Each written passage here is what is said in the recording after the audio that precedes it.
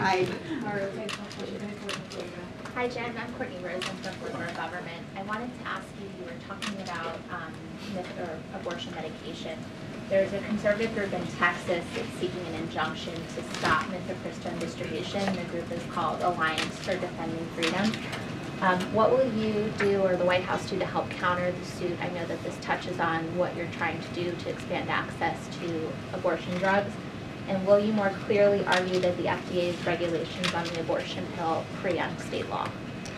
Thanks, Courtney. I'm not going to comment on pending litigation, and of course I direct you to the Department of Justice to talk more about that. But I do want to step back and look at the facts. Mifepristone has been on the market for 20 years. The FDA determined that it is safe and effective, and it's used all around the world. And as I just said, it accounts for the majority of abortions here in the United States.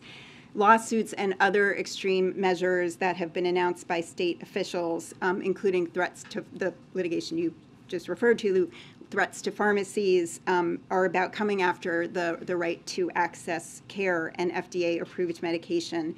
And that's why we are going to remain committed to protecting legal access to medication abortion within the limits of the law. And that's why the president has already taken several steps to do that and reaffirmed this in his most recent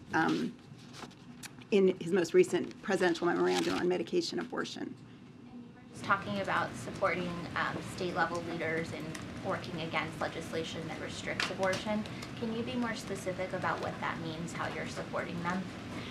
We've met regularly, and the Vice President has met with hundreds of state legislators over the course of the last months, really since the Dobbs decision came down, to help them, bring them together so that they can share information about both how to pass proactive state legislation to protect reproductive rights and also to fight back defensively against the extreme legislation that they're seeing in states.